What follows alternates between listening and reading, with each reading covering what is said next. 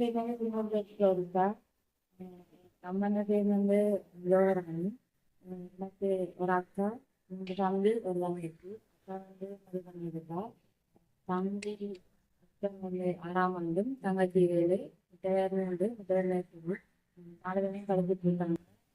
யாழ்ப்பாணத்தில் மத்திய வாழ்ந்து ஏழு பாடம் படிக்கிறேன். அது கலப்பில் வந்து அடுத்த சொன்னா ஏழு எழுதுக்கள் துறையில் நீங்கள் எவ்வாறு நுழைந்தீர்கள் என்பதை கூற முடியுமா?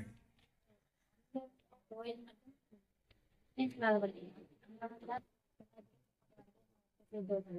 அப்படியே நான் ரியலிஸ்டிக்லாம் செஞ்சேன். நான் ஸ்கூல் டீச் நான்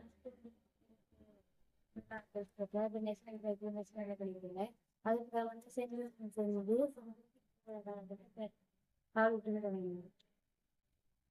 தொடங்கி கொழும்புல நேஷனல் நடந்தது எனக்கு 4ஆவது. அதுக்கு செலக்ட் நடந்தது. அதுதான் நான் செலக்ட் ஆகி தாய்லாந்து 7ஆம் மாதம் 16ஆம் தேதி நடந்தேன். தாய்லாந்து அந்த இன்டர்நேஷனல் மீட்டில் வாங்கி நான் பங்கு பற்றி 2 தங்கப்பதக்கம் பெற்றேன். இங்கிலாந்தில் நடைபெற்ற அந்த சர்வதேச வலதுக்கள் போட்டியில் பங்கு பதக்கம் பெற்ற நீங்கள் அப்போ அந்த பதக்கம் பெற்ற போது உங்களோட மனநிலை எவ்வாறு இருந்தது? நல்லா இருந்திருக்கும். அது அம்மாக்கள் தான் நல்லா இருந்திருக்கும். அந்த டைம் நான் வின் பண்ணிட்டேன் என்று சொல்றதுக்கு பக்கத்துல எனக்கு நெருங்கின ஆராய்ச்சி தெரிஞ்சு நாவே சந்தோஷப்பட்டிருக்கேன். அது இப்ப விடிய மீட்ல வந்து பின்னேரம் தெரியாம சொன்னேன் பேசுறது. அது இரவுதான் சொல்றது. அந்த அந்த டைமுக்குள்ள என்னோட ஒத்துழைமே இல்லைன்னு அந்த முதலாவது அந்த நீங்கள் பெற்ற பதக்கம் பெற்றுட்டீங்கன்னு இந்த இலங்கையில் இருக்கிற யாருக்கு முதலாவது அந்த செய்தியை பரிமாறினீங்க?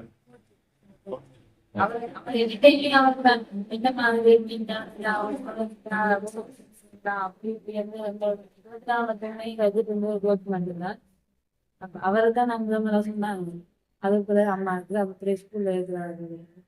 தாய்லாந்தில் நிகழ்ந்த நிகழ்வில் கலந்து கொண்டு போட்டு இலங்கை வேலைக்குள்ள அந்த அங்கே எவ்வாறான ஒரு வரவேற்பு உங்களுக்கு கிடைக்கப்பட்டது? அங்க வந்து நாங்க அதான் எல்லாருமே வந்து அவங்களோட சேனல்லாம் வந்து பெரிய போட்டோலாம் எடுத்து எடுத்து பெரிய வேற இருக்கு. பதத்துல எங்க அம்மா எங்களை ஃபேமிலி வெளியா இருந்திருக்கணும். பெரிய ஒரு சந்தோஷம் எதிர்பார்க்கவே இல்லை. அப்படிலாம் இப்படி நம்மளுக்கு தெரியும். அவ்வளோ பேருக்கு எல்லாருமே வந்து நிற்போம். என்ன தெரியும் என்ன பெரிய ஒரு சந்தோஷம். அப்படியே பயிற்றுனர் பற்றி கூற முடியுமா?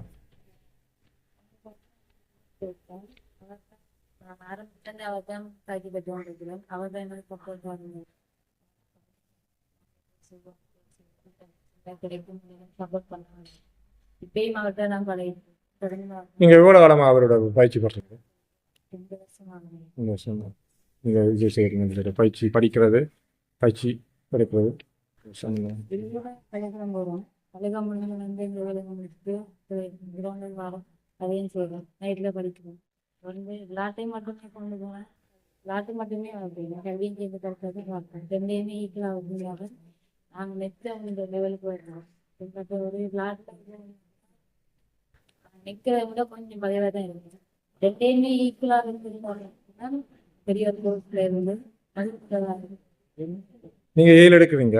அந்த 7க்கு படிக்கிறதுக்கும் இந்த விளையாட்டுக்கும் எவ்வாறு நீங்கள் அந்த நேரம் ஒதுக்கி படிப்புக்கு விளையாட்டுக்கு 7 எடுக்கப்படியாக கொஞ்சம் கடுமையாக படிக்க வேண்டி வரும்.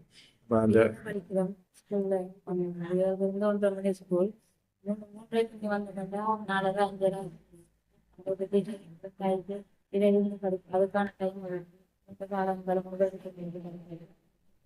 நீங்கள் டியூஷனுக்கு போகிற நீங்கள் தானே? அது சனி சனி ஞாயிறு பஸ்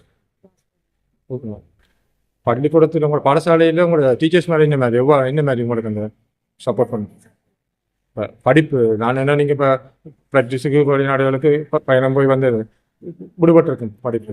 அந்த என்ன மாதிரி வீடு செய்யணும் அது உங்களுக்கு படிப்பு படிப்பிக்கணும். இப்போ மெத்த பிள்ளைகள்லாம் என்னென்ன கூட போயிருக்கு. அவங்களுக்கு எக்ஸாமாக வச்சு எல்லாத்தையும் கொடுத்துட்டு எனக்கு நான் என்ன எதை விட்டேனாலும் அதை நோக்கி தந்து என்ன படிக்க வைப்பேன். திருப்பி அவங்க பிள்ளைங்க படிக்க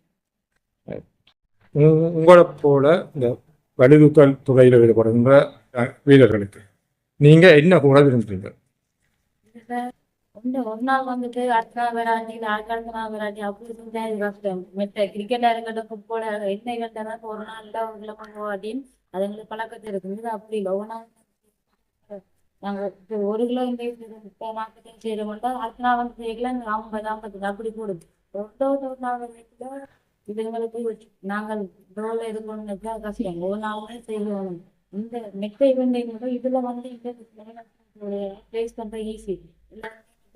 போயிருந்தா அதுல போனா அதுல ஒரு பெருமை அதுல வாழலாம் அதுல கிடைக்கும் நினைக்கணும் அப்படியே இல்லை. முக்காசு கேர்ள்ஸை பொறுத்தவரை இந்தியான கேம்ஸ் தனிப்பட்ட கேம்ஸ்ல வச்சிருந்தா மட்டும்தான் பெரிய லெவல்ல வரலாம். முக்காசு பேருக்கு இது தெரியாம இருக்கு. இந்தியா கலம் விடாம இருக்கணும். ஆனா எல்லா இடத்துலயுமே எல்லா ஆசையும் இருக்கணும் இல்லை.